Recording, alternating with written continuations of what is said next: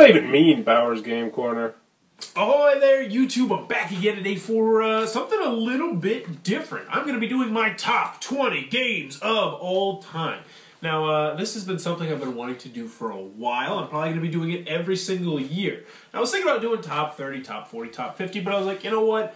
I haven't played nearly as many games as I'd like to in order to do that, so I'm starting at 20, and next year we'll bump it up to 30 if you guys like it. We'll go on from there. So I'm going to be starting with my top 20, but we're going to go over the games that didn't make the list, that were just a little bit outside of the top 20.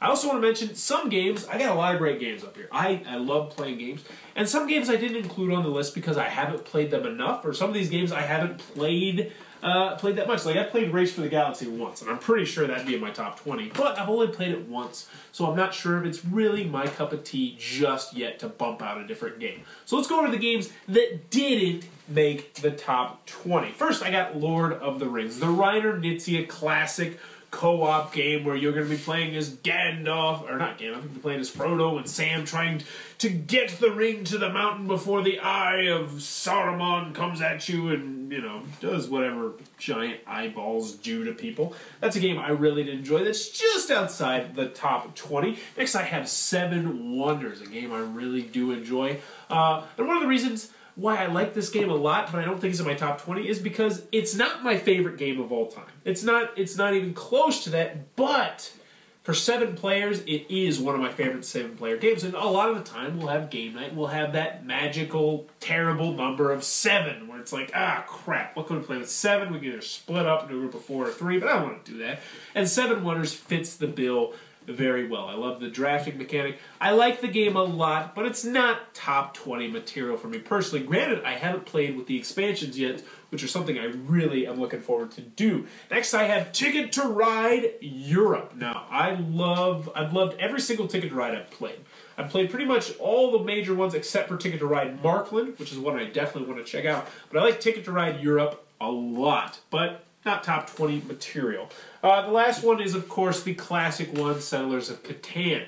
Now, a lot of people rag on this game a lot. A lot of people say, oh, it's terrible because it's so old. But the bottom line is, every time I get it out, I still have fun. I've only played through a couple of the expansions, so I still have boatloads of new material in the game. And I'm sure by the time I've played through a couple more expansions, they're going to release another expansion because they just keep pumping them out for that game. But let's get to my top 20 games of all time. Number 20 is Wordsmith, the card game. Wordsmith, the card game, is a game I got on Kickstarter. I believe this is the only Kickstarter game I have in here that I received. Why is this game on my list? This is an educational game. This is a party game. This is for 2 players. This is for 20 players, all wrapped up into one. I love this game because it's so versatile. I can fit this in my book bag, no problem. I can fit it into my pocket. And all it is, it's very simple. You're just trying to make words and score points with the cards on there. Dead simple, but I love it. I bust it out sometimes at parties. Everybody has a lot of fun. You can play with teams. You can play, just Battle Royale with 6 people going at it. Or you can have 2 teams of 3, or you can have 3 teams of 2. It's an extremely versatile game. And will it be on my top 20 next year? Probably not. But for right now, I love the game, and it keeps getting played at least once or twice a month. That's Wordsmith, the card game. My number 19 game is Lost Cities. Alright, this is Lost the game. This is not Lost Cities. This is a terrible game, which is not even touching my top 100, but unfortunately, I let one of my friends borrow Lost Cities so he could play it with his fiancée. Lost Cities is a fantastic Reiner Knizia 2-player game. Now, I love theme in games. My number 20 game wasn't that much theme, and Lost Cities isn't really that much theme either. I mean, you got the different pictures, and you're exploring and whatnot, but the theme, you can take it or you can leave it. But what it is it's a very intense, pull-out-your-hair 2-player game. You're constantly going to be like, oh, come on, I don't want to get rid of this card, but I want to play it, and I don't want to do this. And every decision you make, especially the deeper you get into the game, is just going to be so tense. One thing I don't like about the game is the scoring. I don't like the fact you have to write it down and keep track over 3 rounds and all that stuff. But overall, Lost Cities is a fantastic game that if you have If you have the situation where you constantly play a lot of two-player games, it's a game that you should definitely check out. That's Lost Cities, my number 19 game. Number 18 is Roll Through the Ages. Alright, Roll Through the Ages. This is the Bronze Age, and this is a heavy game. I love Roll Through the Ages. This is one of my newer games that I actually got. But I've played it probably at least 15 or 20 times since I've got it. Why do I like it a lot? It is a fantastic two-player game, it's a fantastic three-player game, it's a fantastic four-player game, but the main reason I really love this game is a fantastic one-player game. I really enjoy playing this by myself and seeing if I can beat my high score, as nerdy as that may sound. The components are fantastic. This is an extremely tight game. There's multiple paths to victory. And that's one of my favorite things in games, period, is when there's multiple paths to victory. You can be like, I can do this, or I can do that, or I can try and do this, and then swerve back to do this. And there's plenty of that. Do you want to build monuments? Do you want to try and get more dice first? Do you want to do this so you can get more food? Or you want to do that so you can, get rid of your famine or illness or whatnot? Roll Through the Ages, and I do want to mention this is actually from the same guy who made Pandemic, Forbidden Island, Matt Leacock, who's one of my new favorite game publishers, I should say. It's just a game that I can't recommend enough. I haven't played with anyone who didn't like the game. There is definitely some skill or some luck involved because it's dice rolling, but Roll Through the Ages is my number 18 game, and it's a game I very, very much enjoy. Number 17 is Boomtown. Oh, Boomtown. Boomtown, Boomtown, Boomtown. I don't know what to think about Boomtown. I've never seen anyone else aside from me playing Boomtown at conventions and whatnot. I never hear anything online about Boomtown, Reddit, board game. Nobody's talking about this gem. However, this is one of my favorite games of all time. Every time I get this game out, it is fun and everyone likes it. In Boomtown, you are going to be playing as a guy who's going to be purchasing mines, or gal if you'd like, purchasing mines. You're going to be purchasing saloons and purchasing saloon girls, and you're going to be auctioning and bidding on various different stuff. And the auction mechanic, one thing I really like about this game, and I haven't seen it in too many games, is how the bidding mechanic works. So you're going to be bidding on who's going to be the first person to draw a card. But instead of paying the money to the bank, you're going to be paying money the opposite way. So essentially, if I bid, 10 chips, and I win, I would get to pick the first card. However, I would send the 10 chips to my left, and then he would get half of those chips. He'd send half to the bank, and he'd keep doing that. So if you're right next to the person on the left that wins the auction, it sucks for you because you're going to get the very last card drawn, but you're also going to get paid, which is the currency in this game. That's the victory points, is whoever has the most money at the end is going to win. Overall, Boomtown is a game you need to check out. It's a game I really do enjoy, and I wish more people would play and talk about it, because it is a fantastic game. That's Boomtown. Number 16 is Power Grid. I love Power Grid. Rio Grande games. It's not everybody's cup of tea. I know that for a fact. My wife hates this game, but I love this. And part of the reason why I love this, and this is part of the reason why I love Lost Cities, is I love all the math. You're constantly, every decision you make, you're going to have to do a boatload of math in your head and be like, okay, how many dollars am I going to have? I have to maximize this and do that. And I go be like, all right, how much coal do I want to buy? Because I want him to have to pay more for coal, but then at the same time, I don't really need that much coal because now I got this plant, I got the nuclear plant, I'm using garbage. There is so much stuff going on every single turn, and the board can just change like that. If somebody buys like something that's going to do 3 coal, they go and they buy 6 coal, it's going to raise the price of coal. I love the fact that the price of various different things go up and down. Power Grid is not going to be for everybody. It is a lengthy game. It is a mathy game. It is a prototypical Euro game with minimal theme. But for me, Friedman Freeze's Power Grid is a fantastic game that I will come to time and time again and always have a blast playing. That's Power Grid number 17. Next, we're going to have that was number 16. Excuse me. Next, we're going to get to number 15, which is Kingsburg.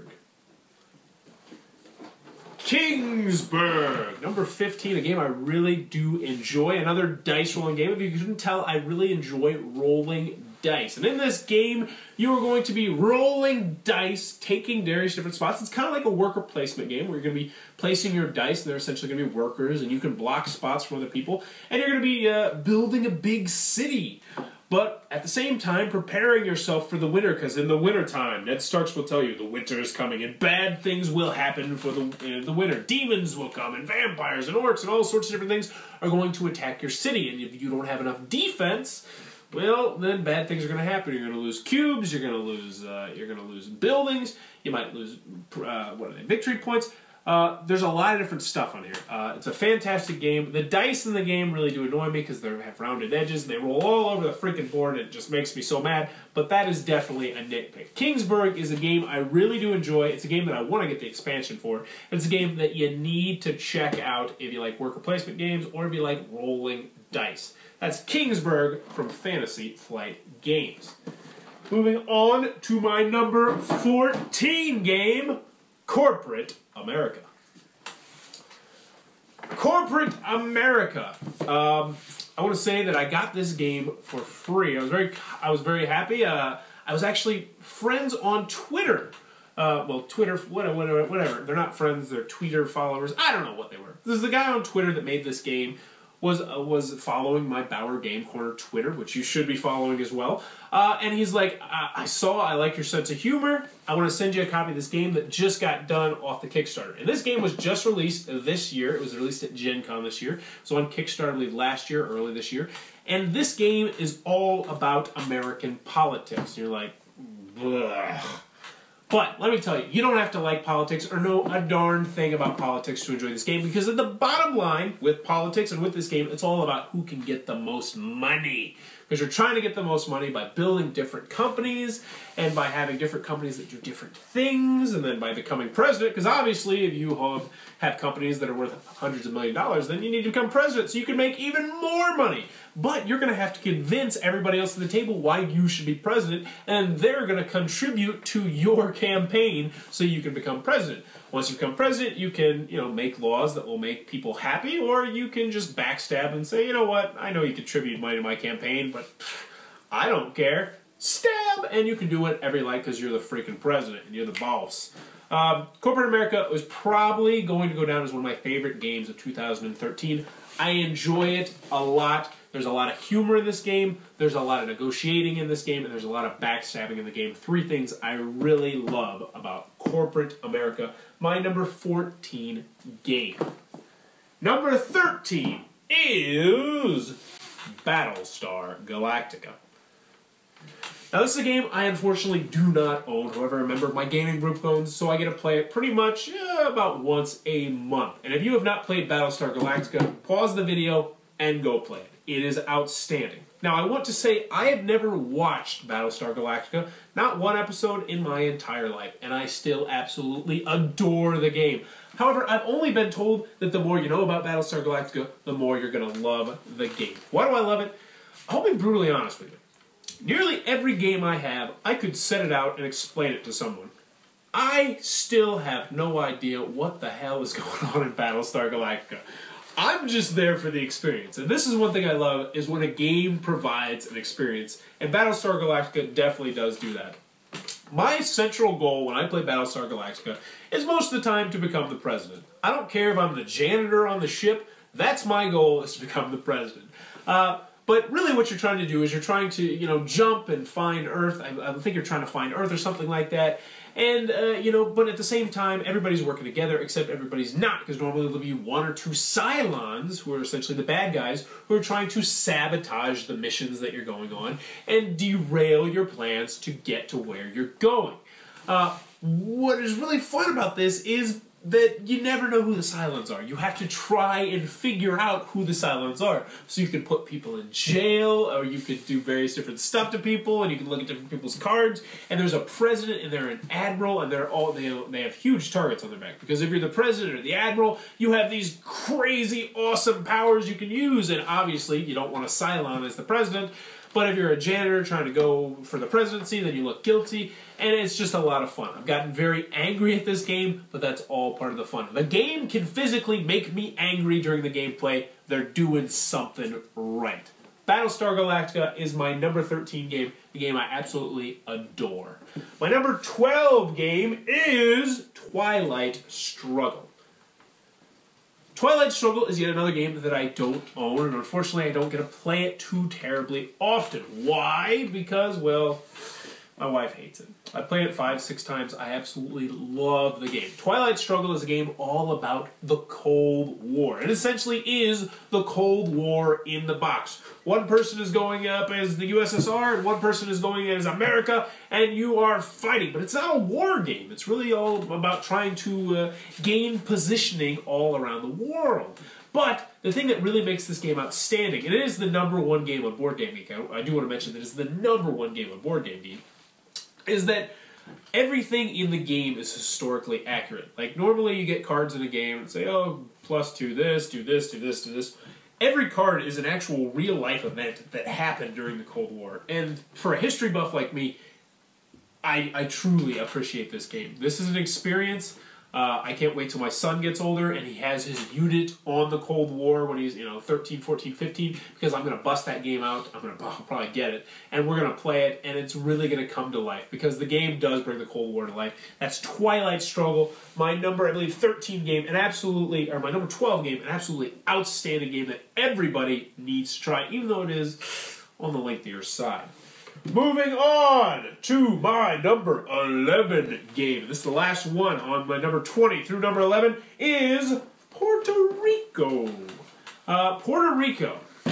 This game, a lot of people don't like it. I understand why a lot of people don't like it. However, I still love this game. It doesn't get played as much as I'd like it to, but when it does, I always have fun. My gaming group is not hardcore. I mean, I've read that there's a strategy here where you can completely break the game and you can win every single time, and blah, blah, blah. And I heard there's actually a strategy on Kingsburg, which was earlier on the list, but I don't look into that stuff. My gaming group doesn't look into that stuff. So pretty much what we have is just Puerto Rico, which is a very finely tuned, finely polished, fantastic Euro game about shipping God knows what to God knows where, and doing I don't know what the heck you're doing, but it's a very tight, very fun game that I always have a lot of fun playing. It is an older game. It used to be #1 on Board Game Geek, and now it's fallen a lot. But in my heart, Puerto Rico is still a game that if you get it out, I'm always going to be excited to play it. And that number 11 is Puerto Rico from Rio Grande Games.